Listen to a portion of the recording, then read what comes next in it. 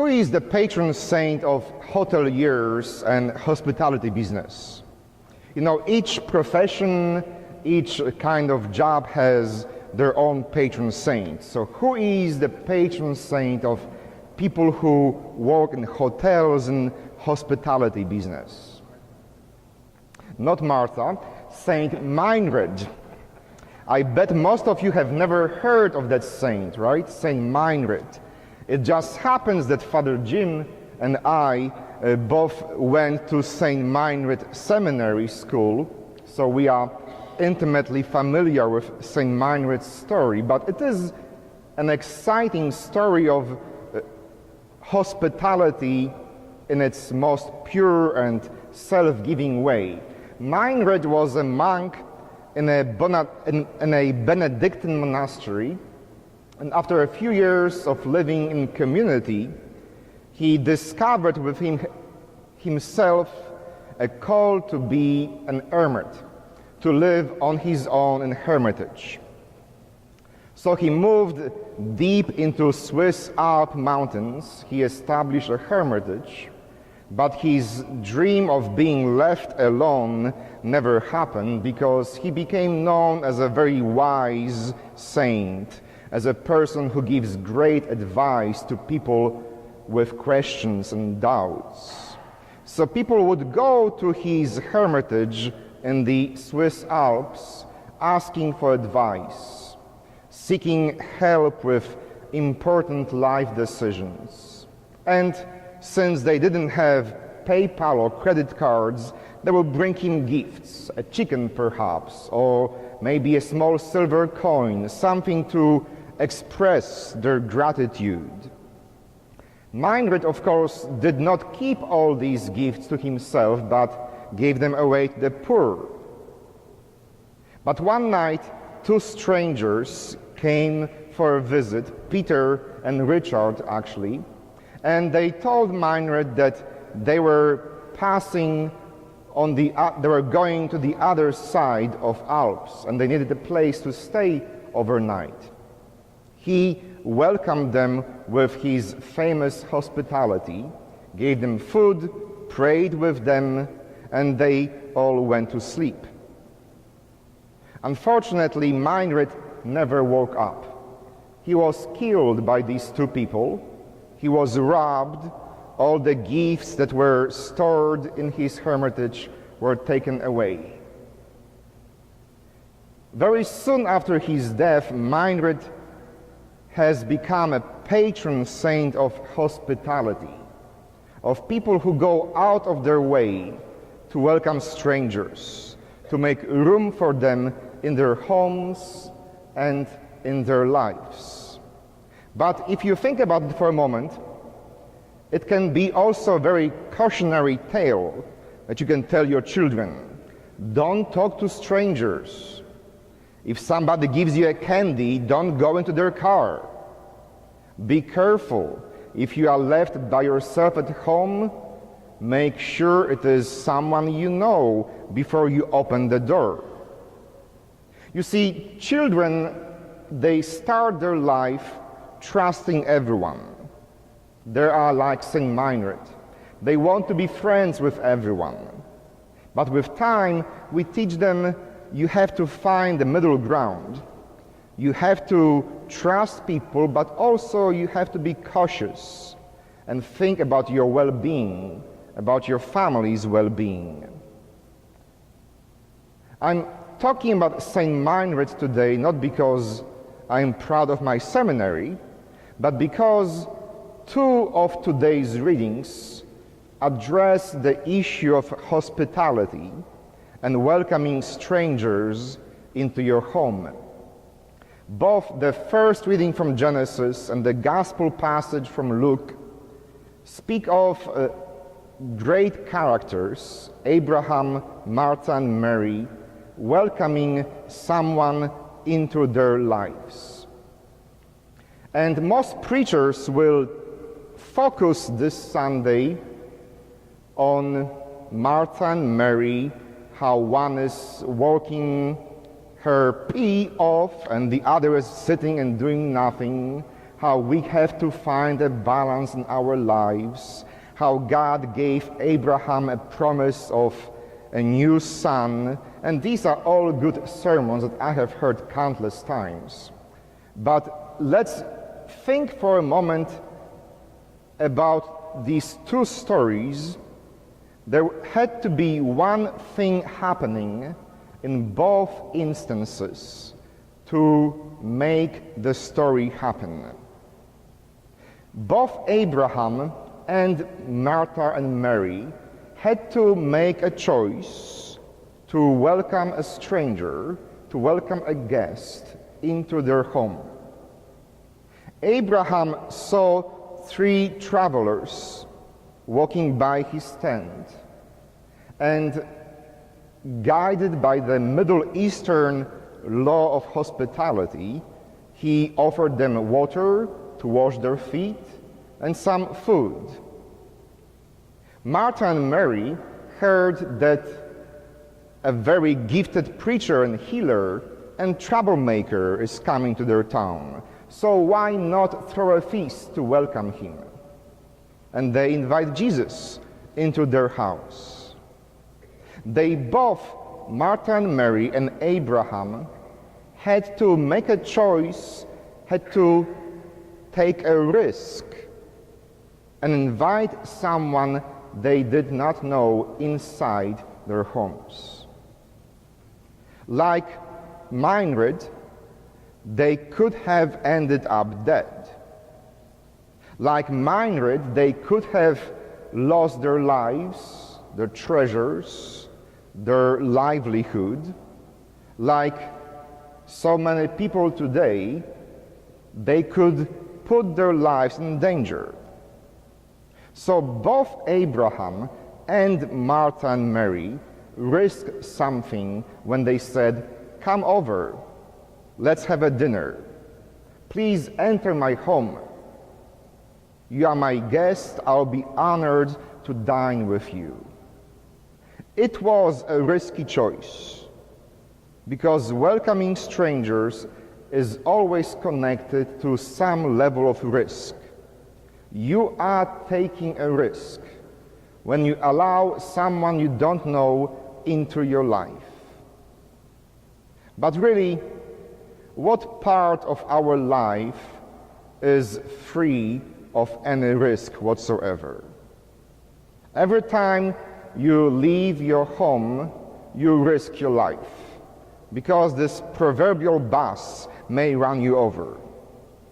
If you want to be safe, you will stay in your home, in your bedroom, maybe peeking through an open door once in a while, seeing if zombies are there yet. If you want to live your life, you have to take a risk. Multiple, countless risks every day. Every waking hour, the moment you drive on the highway, you are risking your life. You know, my mother was not very fond of flying. And when a time for my priestly ordination came in 2002, of course I wanted them to be here with me in the States, which is a 10 hours flight, Warsaw to Chicago. And my mother was very stressed, very anxious. She had never flown for so many hours.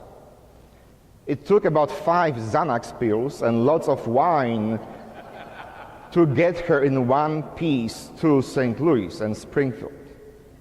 But I asked her prior to my ordination, you know, yes, flying is risky. You know, there is a small chance your plane will come down. But are you willing to risk missing your only son's ordination because you are afraid of flying? What is a bigger risk? Will you be able to live with yourself if you let your fear paralyze you? If you miss my only ordination because of your fear of flying? Yes, I'm good with guilting people. But I learned from the master, my mother herself. So at the end, she did fly, She was almost there, mentally speaking, but after 2 days she came to herself and she was happy, jolly Lucy as always.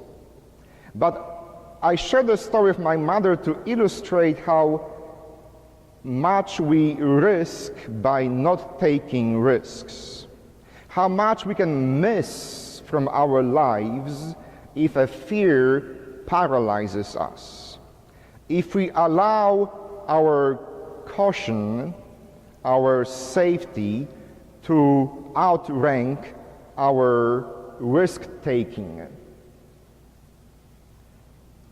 As a matter of fact, I think even dating is a very risky business, isn't it?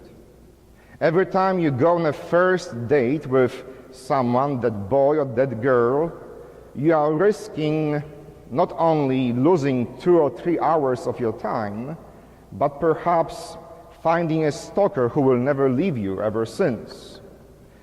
Risking is a necessary part of living. Meinrad probably had hundreds and hundreds of people that he helped before he was killed. And I bet you will fly hundreds and hundreds of times before a minuscule chance exists that your plane will go down.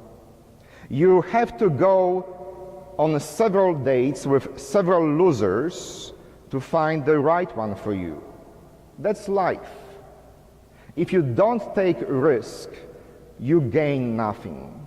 If you don't take a chance to answer the door, you will never be able to encounter the Lord, as Abraham did, as Martha and Mary did in St. Luke's story. And I want to tell you one more story I heard last Friday at St. Anthony's Hospital. I was called to an elderly parishioner. I arrived into his hospital room. There were doctors and nurses swarming around him, sticking his needles, his veins, taking his vitals. And Henry, all of a sudden, ignoring all that noise, began speaking in Polish to me and retelling once again the story of his life. And Henry said, when I was 6 or 7 living in eastern Poland, one night there was a knock on the door. My father answered, opened the door. Several Russians or Red Army soldiers stormed in. They gave us 30 minutes to pack all we have and go, and then they took us to a train station. They packed us into cattle train, and for 2 or 3 weeks we were in this cattle wagon on our way to Siberia. We were sent to a forced labor camp in Siberia. For several years we lived there as subhumans, as someone not worth anyone's attention. And then another night, another knock on the door. His father again answered, opened the door. Again, Russian Red Army soldiers storm in. And they say, there has been an agreement between our Soviet government and your Polish and British governments to release the prisoners and allow them to enlist in the army. So his family was sent to another camp, a refugee camp, first in Persia, today's Iran, then in India, then they made their way to Mexico, and all the way eventually to St. Louis. And Henry said, twice strangers knocked on our door, and twice my father answered and opened. First time, they destroyed our lives. And if my father was scared to open the second time, we would still be in Siberia. If he didn't open the door the second time around, we still would be refugees in Siberia. Even if someone burns you, even if you go on a date that is a total disaster, there is hope, there is point in answering the door again. Even if you are afraid of strangers, even if you've been mugged before, even if you've been robbed before, even if you had your heart broken before, even if a church has destroyed your hopes and faiths, there is hope and there is sense in giving someone another chance. There is hope in answering the door. There is hope in welcoming someone into your life. If you want to be Abraham's child, if you want to be descendant of Abraham, if you want to follow in the footsteps of Martha and Mary, we have to learn how to take risks. We have to allow ourselves to be vulnerable and answer the door when God or opportunity knocks. Amen.